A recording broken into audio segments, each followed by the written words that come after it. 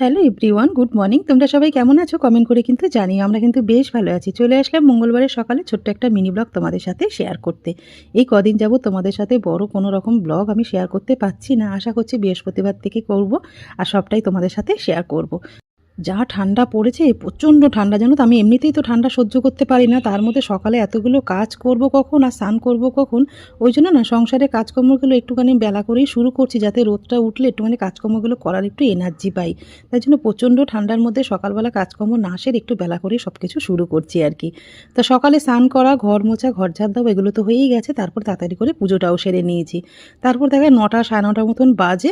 এখন চলে এসছি এখানে শোকেসটা একটু পরিষ্কার করতে। এত ধুলো, এত ময়লা, তোমরা তো দেখেই বুঝতে পারছো, সাদা জিনিস একদম মাটি মতন ময়লা হয়ে গেছে। তাই এত বেলা করে শুরু করেছি, ভাবলাম শোকেসটাই আজকে একটু ভালো করে ঝেড়ে মুছে পরিষ্কার করে। আর যা শোপিসগুলো আছে সেগুলো তো পুরো ধুলো আর স্যামের লোম একদম পুরো ভরে আছে, সেগুলোকে নিচে নামিয়ে নিলাম ওই শোকেসটার মধ্যে, মানে ওই সোফাটার মধ্যে, শোকেস না। তারপরে শোকেসটা দেখো ভালো করে আগে একটুখানি ঝাড়ু দিয়ে ভালো করে ঝেড়ে পরিষ্কার করে নিলাম, গালার যে ঝাড়ুটা আছে সেইটা।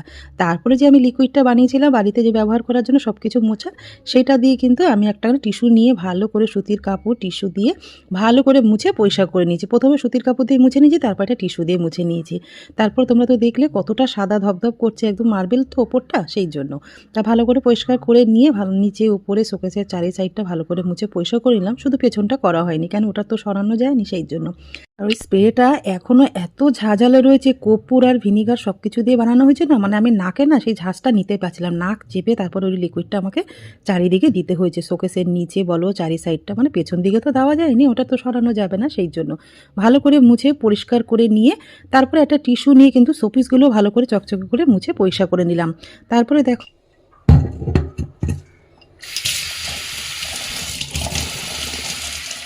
লাকি বাম্বু গাছ, তোমরা তো জানো কিছুদিন পর পর ওটা জলটা চেঞ্জ করতে হয়, জল কিন্তু একদমই শুকিয়ে যায়। তা আমি বেসিনের মধ্যে নিয়ে এসে পুরোটা একদম নিচে রেখে ভালো করে ধুয়ে পরিষ্কার করে পাথরগুলো নামিয়ে ওগুলো ভালো করে হাত দিয়ে কচলে ধুয়ে তারপরে গাছটা ধুয়ে জলটা চেঞ্জ করে আমি না আজকে টিভি ক্যাবিনেটে রাখলাম না, একটা শোকেসের মধ্যে রাখলাম। দেখো তো তোমরা কেমন লাগছে।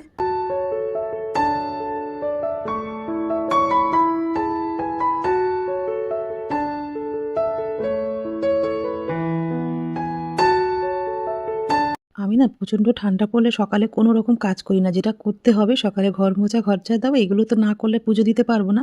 সেই জন্য তাড়াতাড়ি করে ভোরবেলা উঠে বা একটু বেলা করে উঠে কাজগুলো করে নিই। তারপরে যেই ঘরে ঝাড়পোছ থাকে বা শোকেস পরিষ্কার, ওয়ার্ড্রপ পরিষ্কার, সেগুলো একটু বেলা করে শুরু করি, তাহলে না আমার একটু সুবিধা হয়।